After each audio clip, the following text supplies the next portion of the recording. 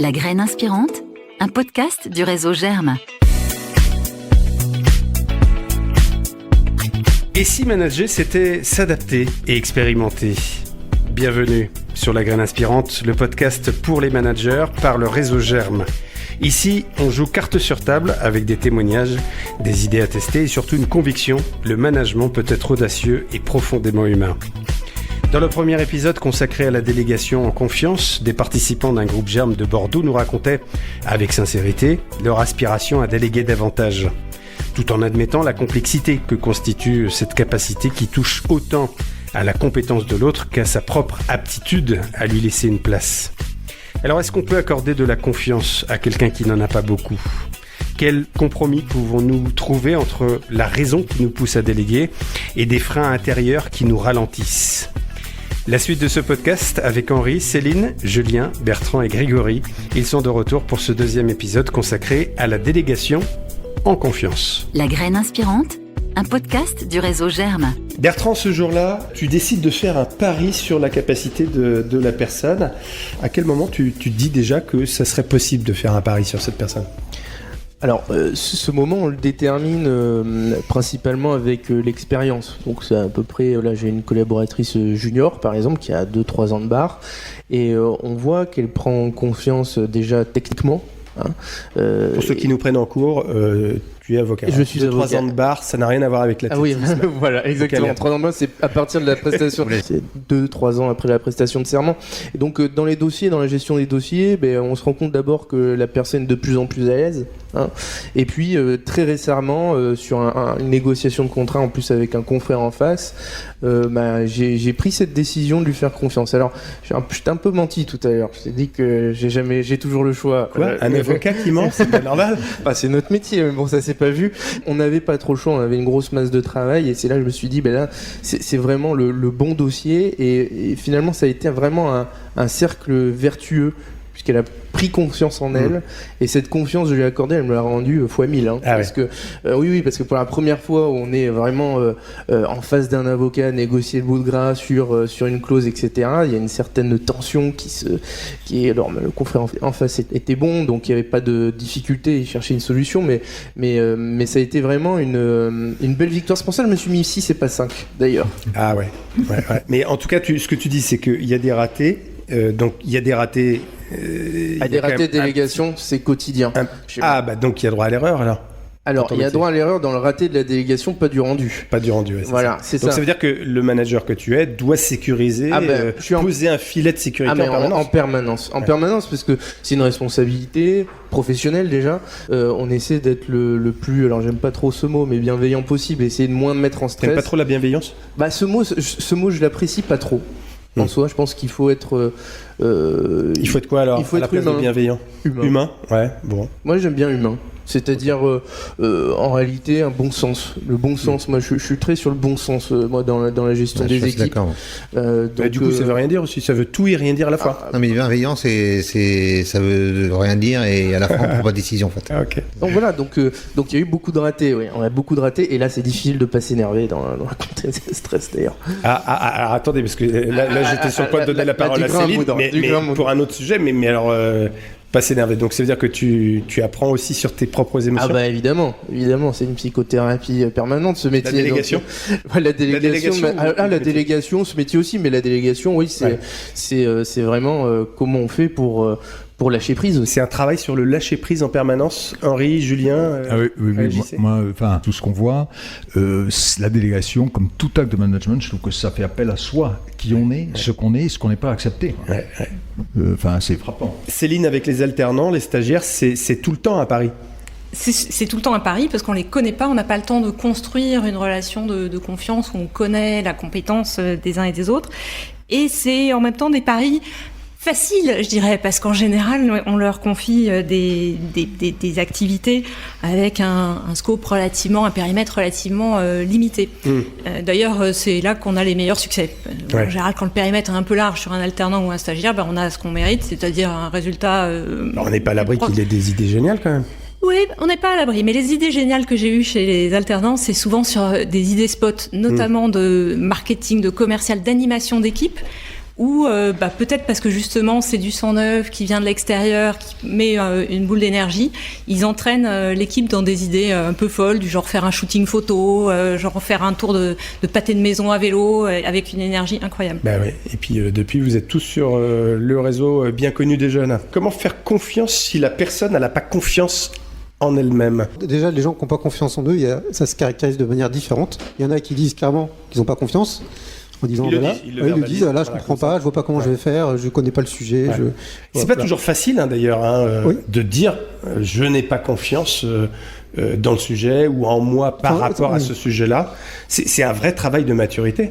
Peut-être, en tout cas, il y a cette catégorie-là, et puis il y en a d'autres où on découvre, on finit par comprendre par des messages, par une opposition, par une résistance, qu'en fait c'est un problème de confiance en eux-mêmes plus qu'un problème et donc ils attaquent le sujet qu'ils leur ont proposé plutôt que de dire, ou peut-être même identifier eux-mêmes qu'ils sont pas à l'aise avec le sujet. Donc, et après, c'est ça, c'est déléguer à quelqu'un qui va savoir faire et où ça roule tout seul. Là, ça c'est facile, effectivement. Là où c'est difficile, c'est quand il y a ce manque de confiance et Et quand c'est bien planqué, quand ce problème de confiance, il est bien planqué, la personne ne veut absolument pas montrer qu'elle manque de confiance. Henri. Moi, je le verrais, si je me permets, un peu différemment. C'est la confiance qu'on peut avoir en soi d'abord. C'est-à-dire que si on n'a pas confiance en soi, ça va être un peu compliqué de déléguer. Si on a ultra confiance dans ses compétences, dans ses techniques, de ce qu'on est, c'est facile de déléguer. Voilà, ça vient d'abord, je trouve, de soi. Bertrand ? Comment aider quelqu'un qui n'a pas confiance en lui ou en elle, c'est vraiment déjà toujours assurer une supervision, toujours être là pour dire qu'il y a un droit à l'erreur, pas dans la production finale, mais dans la co-construction. Et puis en plus, moi ça me rassure en fait l'absence de confiance, parce que je pense que dans notre métier, il faut, vis-à-vis des clients, d'un tribunal, pas se la jouer trop prétentieux. Il faut avoir confiance. Pour autant, dans la production de notre métier qui est très cérébral, je pense qu'un bon avocat est un avocat qui n'a pas confiance en lui et qui va toujours vérifier, contrecarrer, parce qu'on fait beaucoup d'erreurs avec beaucoup de confiance. Aussi, paradoxalement. Donc le manque de confiance... C'est un métier éminemment relationnel. Oui, évidemment. On le rappelle. Céline, toi, tu as un flair pour repérer les personnes qui manquent de confiance. Je les détecte, je pense, assez bien, parce que je manque moi-même beaucoup de confiance en moi. Donc je les repère. Et j'ai envie de leur donner, du coup, un supplément de confiance. Tu les repères comment ? L'intuition. L'intuition ? Ah oui, Mais est-ce qu'ils ont envie ? D'avoir confiance. Alors. En fait, moi, on m'a souvent donné confiance alors que j'avais pas confiance, et tu gagnes en confiance en toi en avançant et en relevant des défis. Et c'est intéressant ce que dit Grégory. Est-ce qu'ils en ont envie ? Mais parfois, ils sont même pas encore... Moi, j'ai un exemple d'une manager qui est repérée vraiment par sa hiérarchie, qui lui dit... en plus, là, c'est une histoire de pas le choix. Ça tombe pendant le Covid. Tiens, tu vas faire ça. Oui, mais moi, j'en ai pas envie. Et puis finalement, assez rapidement, elle se rend compte que elle est au bon endroit. Mais c'est l'autre qui lui a permis d'entrer dans une nouvelle ère de confiance en elle. Ouais, je pense qu'il faut d'abord avoir envie même si t'as pas confiance, parce que si t'as pas envie, tu vas faire un pchit dans ton dossier et tu vas pas arriver jusqu'au bout. Je pense que tu nourris la confiance en soi des autres en leur donnant confiance. Déléguer, c'est forcément faire confiance, ou est-ce que ça parle d'autre chose ? Est-ce qu'on peut devoir déléguer sans véritablement faire confiance? Parce que par exemple la tête, la posture, le manager que je suis dit je dois déléguer, c'est évident, hein, je l'ai lu dans le manuel du parfait manager, mais les émotions, les croyances plus profondes disent oh là là, attention, danger. Céline? Oui, alors je pense que quand je commence à déléguer sur des choses vraiment importantes, je vais avoir tendance, je l'ai décrit dès la première phrase de cette interview, je vais avoir tendance à garder le contrôle au début et puis relâcher progressivement. Et en même temps, je me dis que ça montre aussi aux collègues à qui on a délégué que ce qu'on lui a délégué a de l'importance. Ah oui. On lui donne quelque chose à faire et puis qu'on s'en va. Ouais. On se débarrasse pas de la mission. Voilà, ça peut donner le sentiment qu'on s'en débarrasse. Là, au contraire, ça lui prouve que la mission est importante. Bertrand? Oui. Alors moi déjà, sur la définition de confiance, pour moi la confiance elle est technique et humaine. Enfin, moi je les différencie vraiment. C'est-à-dire que je peux avoir confiance techniquement en quelqu'un, si j'ai pas humainement confiance en lui, je vais pas pouvoir lui déléguer quoi que ce soit. Ça veut dire quoi, une confiance humaine? Parce que techniquement, la personne connaît hyper bien la juridiction de tel type d'entreprise. Exactement, ça c'est facile à dire. C'est ce qu'on demande de la part d'un avocat. Voilà, exactement. Mais alors il y a le petit plus aussi. Le petit plus, c'est le savoir-être. C'est avoir une confiance dans le fait que la personne va respecter les délais, va faire bien le travail, va bien vérifier ses sources, va bien être transparente dans le traitement du dossier. Et ça, finalement, ça s'acquiert avec le temps. Mais moi, j'ai beaucoup de mal et je n'y arrive pas. Si un collaborateur en qui j'ai pas confiance, je vais être absolument incapable de lui déléguer quoi que ce soit. Tu dis que le manager qui délègue doit avoir conscience que la délégation, c'est un facteur d'apaisement. Ouais. D'oxygène, de liberté. Comment tu entraînes ce niveau de conscience? Comment j'entraîne avec la politique des petits pas. Mais effectivement, plus on fait confiance, plus le collaborateur va s'épanouir. Et dans le métier, c'est une énergie circulaire. Et c'est une énergie circulaire qui se gagne. Et c'est vraiment sur ce fondement-là. C'est-à-dire que moi, j'ai un nouveau collaborateur demain. Je vais pas lui donner, comme certains confrères peuvent faire. Moi, je suis incapable de le faire. Je vais pas lui donner 14 dossiers et lui dire voilà, tu les traites cette semaine et puis on se revoit lundi. C'est impossible. Humainement, je pourrais pas le faire et ça me mettrait dans un état de stress énorme. Ce serait contre-productif en plus. Ça serait contre-productif. Après, certains a priori s'en fichent, mais ça serait contre-productif et on perdrait beaucoup de temps. Donc c'est la politique des petits pas et puis se gagner une confiance humaine parce que la technique tout le monde peut l'avoir. C'est pour moi un facteur différenciant. Julien, j'aime bien ta formule. C'est pas la confiance en l'autre qui compte seulement, c'est aussi la confiance dans notre alignement, donc dans la relation que nous avons ensemble avec l'autre. Tu peux nous décrire ce que ça veut dire? Je délègue quelque chose, à la fin je n'obtiens pas ce que j'attendais, mais dedans, dans ces choses que j'attendais pas, qui sont pas en ligne avec ce que j'attendais, il y a des choses qui n'étaient pas en fait exprimées à l'origine, mais dont je m'attends. C'est évident. C'est évident, c'est du bon sens, mais c'est du bon sens par rapport à plein de paramètres qui sont complètement. C'est pour ça que je vous chahutais un peu tout à l'heure, messieurs, sur le bon sens, parce que le bon sens c'est propre à chacun, et c'est propre à chaque contexte en fait. Alors des fois, ça peut. C'est toujours compliqué parce qu'il y a plein de grades dans la. Ce que tu dis en tout cas, c'est qu'il faut nourrir cette relation et oser exprimer les choses. Oui, justement, des fois on le découvre après, mais des fois c'est.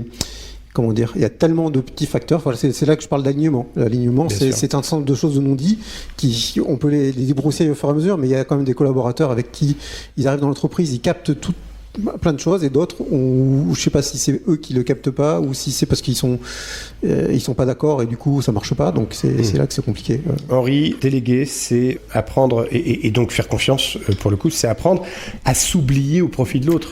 Oui, et alors c'est ce que j'évoquais tout à l'heure, mais tu vois, en nous entendant là autour, j'ai envie de rajouter une anecdote qui m'a beaucoup marqué, et parce que je me demande finalement si on ne prend pas tous beaucoup trop de précautions par rapport à ça. Il y a quelques années, avec le groupe, on est allé dans un régiment... Avec le groupe Germe. Avec le groupe Germe, dans un régiment de force spéciale, ici, pas loin de Bordeaux. Ils ont bien voulu nous accueillir, et le thème de la journée était sur la délégation. Ce sont des gens qui, seuls ou en binôme, sont parachutés derrière les lignes ennemies. Ils ont tous 25, 28 ans. Et nous, donc on y peut imaginer, sans grand commentaire, la délégation et la confiance. Donc, énormément d'efforts sur le recrutement, énormément d'efforts sur la formation, et puis on y va.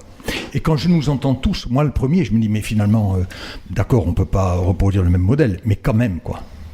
Est-ce qu'on ose vraiment? Est-ce qu'on ne prend pas trop de précautions? Est-ce que justement, on ne fait pas suffisamment confiance? Et donc ça pose la question d'après, comment prévenir les loupés, comment aussi les accepter, les loupés?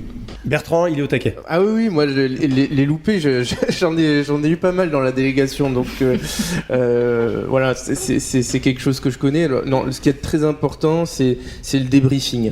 C'est après pourquoi ça a loupé, mais surtout le débriefing des succès. Parce que je pense que ça, on l'avait appris avec un intervenant dont je me souviens plus le nom. Ça, je l'applique systématiquement. On se souvient plus des intervenants. Ah ouais, non, ça c'est terrible. Non, mais moi, j'ai pas la mémoire des noms, c'est terrible. Ça parle de célébration. Voilà, c'est la célébration et c'est surtout analyser pourquoi ça a réussi. aussi. Et ça aide beaucoup. Et en même temps, on apprend énormément de nos erreurs. La majorité de mes réflexes sont nés d'erreurs passées. Et j'en parlais la semaine dernière, d'ailleurs, avec ma collaboratrice. Il y a eu une erreur sur un petit loupé, mais sans conséquence dans la chaîne de délégation. Et maintenant, systématiquement, c'est un point qu'elle prend en compte parce que ça l'a touché, quoi. Et c'est très bien de le faire. Et d'ailleurs, c'est un peu dans l'air du temps. J'apprends de mes erreurs. Exactement. Mais il faut apprendre aussi de ses succès. Et il faut apprendre aussi de ses succès. C'est ça que j'entends chez toi. Et c'est vrai que en faisant ça, voilà, c'est la gestion de risque. De toute façon, c'est le métier. Henri, tu as une grosse capacité à accepter l'erreur. Ça, c'est parce que tu es le doyen de ce plateau, tu es le sage. Non, pas du tout. Non, là aussi, c'est une question de tempérament personnel. J'ai effectivement une grosse capacité à accepter l'erreur, mais l'accepter avant le produit fini, pour reprendre l'expression de Bertrand. Donc, moi, ça me pose aucun problème. Au contraire, j'aime bien quand les gens le disent.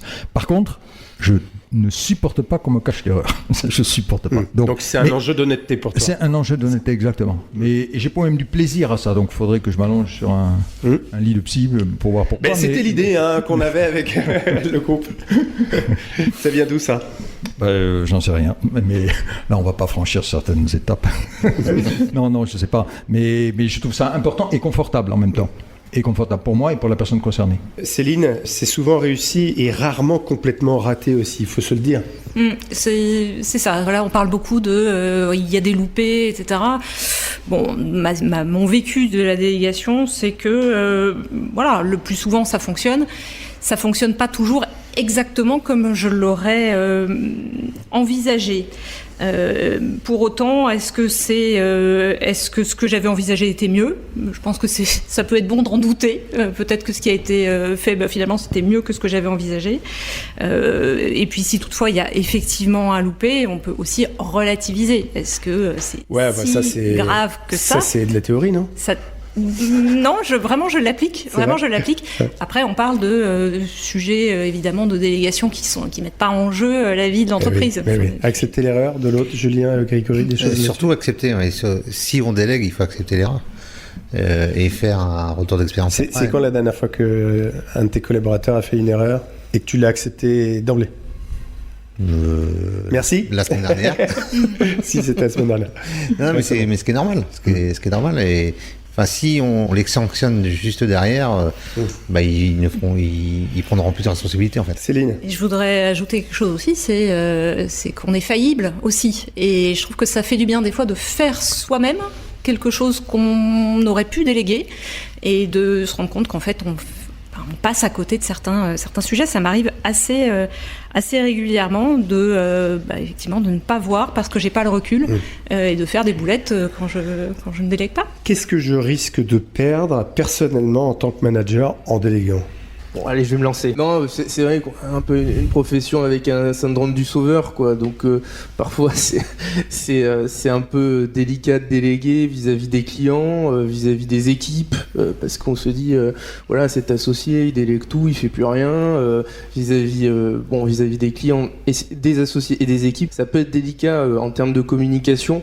Et donc, on a un vrai travail à faire de manière générale, parce que il faut déléguer. On n'a pas le choix, parce que déjà, 4 yeux en valent mieux que 2, mais l'idée c'est qu'on est vraiment ce syndrome du sauveur qu'on doit travailler tous les jours, quoi. Ce que je risque de perdre en déléguant régulièrement, notamment dans ton métier, Bertrand, tu nous le disais, qui est très sollicité, y compris l'été, en plein mois d'août quand tu es sur la plage, c'est les sollicitations à outrance. Je risque de les perdre, c'est-à-dire que je risque de gagner en tranquillité finalement.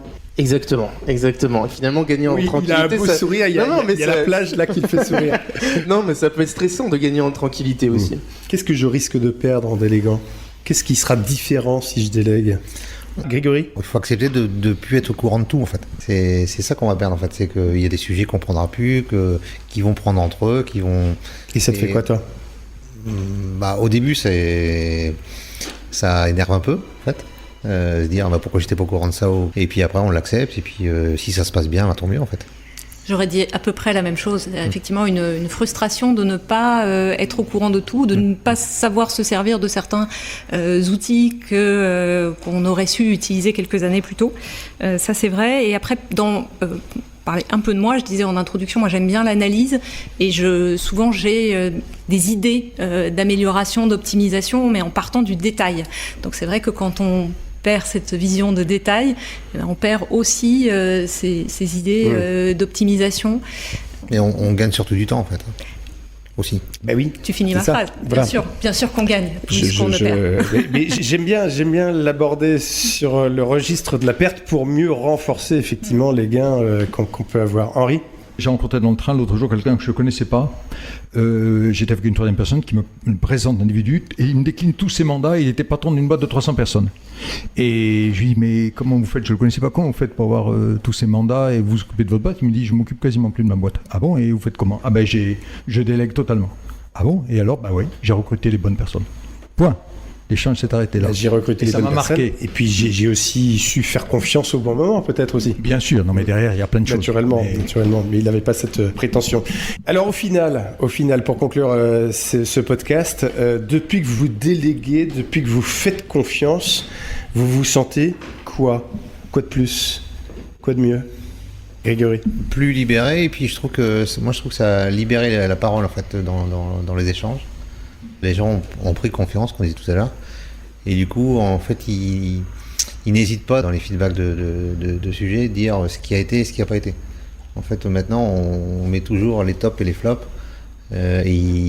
Avant, il n'y avait que des tops et les flops, c'était toujours la faute des autres. Ben oui. Maintenant, c'est connu. Et maintenant, ils mettent leurs flops. Voilà, j'ai fait ça, j'ai raté. Et le fait de ne pas les sanctionner, en fait, et de faire un retour d'expérience à chaque fois, ça ouvre la discussion. Ça veut dire qu'il y a un manager qui a une forte capacité à mettre en sécurité. Oui, possible. Voilà, tant pis pour ton humilité, mais c'est comme ça.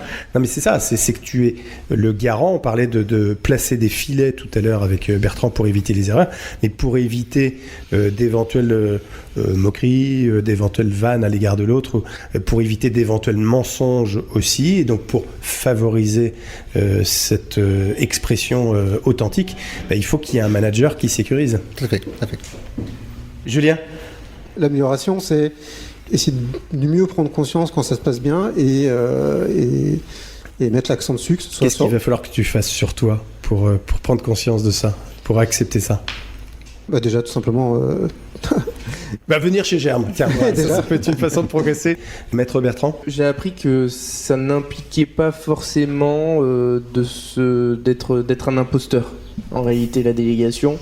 Parce que j'ai eu souvent cette notion, c'est ce risque d'imposture finalement quand on n'est plus dans le traitement à 100% du dossier. Ou éloigné de la réalité. Exactement. Et il a plus les pieds sur terre parce que exactement. Il est plus dans le moteur, quoi. Exactement. Et ça nécessite un peu de maturité, tout simplement. C'est qu'au début on a envie de faire ses preuves, et puis après aussi, mais d'une manière différente. Et donc ça permet aussi d'agir plus en tant que chef d'entreprise. C'est-à-dire prendre de la hauteur. Pour conclure, moi, mon idéal, ça serait et c'est en train d'arriver, c'est d'avoir des équipes plus fortes que soi. Plus fort même que soi-même. Il répond à la question de tout à l'heure. Finalement, tu as perdu énormément d'ego depuis que tu délègues. Alors j'en ai toujours, je le cache un peu, mais tu sais, j'ai pu te mentir pendant ce podcast. Eh bien, réagissez, chers auditeurs. À quel moment Bertrand a-t-il menti ? Céline et Henri pour la conclusion. Je pensais être peu créative et peu visionnaire, et en réalité je pense que je me complaisais dans un travail de production, d'analyse, depuis que j'ai beaucoup plus délégué globalement ces travaux-là qui me plaisaient, bien reconnaître.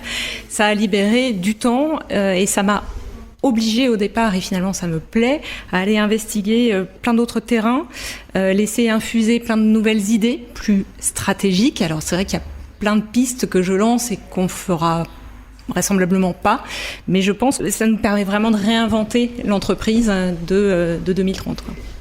Waouh, c'est beau comme conclusion. Henri, notre doyen, notre sage. Non, simplement un point qu'on n'a pas évoqué. Moi, j'en ai été victime. C'est être victime de tout un courant de pensée qui nous fait croire, à juste titre probablement, que tout le monde est débordé de travail. Et donc on voit son collaborateur qui est débordé de travail, qui le dit, et soi-même on est débordé de travail, on se dit je suis humain, je ne vais pas lui en rajouter une couche, il risque de le prendre comme ça. Moi personnellement c'est quelque chose qui a été un frein que j'ai fait sauter maintenant, mais ça a été un frein. Alors pour le contrecarrer, je me suis dit, mets-toi dans la peau du président de la République. 2 minutes. Il ne peut pas tout faire lui-même. Et ben voilà, il délègue. Et là, ça m'a aidé personnellement à déléguer. Si tu voulais une recette, c'est la mienne. Ben voilà, donc la recette de l'Élysée, le principe de l'Élysée par Henri pour déléguer encore davantage. Et puis c'est un cadeau aussi de déléguer à l'autre. Ça peut être un cadeau, ça peut être une occasion, on l'a dit, de faire monter en compétence, de faire un pari et peut-être de permettre à l'autre de gagner en confiance.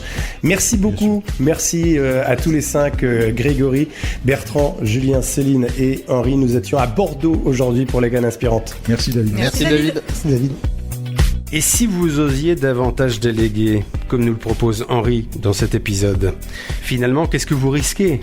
Comme le dit Céline, le plus souvent, la mission est accomplie. Alors vous auriez répondu quoi à la place des germistes bordelais à la question « Qu'est-ce que vous risquez de perdre en déléguant ?» Et pour vous aider à y répondre, à quelle quantité de temps libre aspirez-vous pour vous permettre de relever de nouveaux défis ? À très bientôt dans La Graine Inspirante. La Graine Inspirante, un podcast du réseau Germe.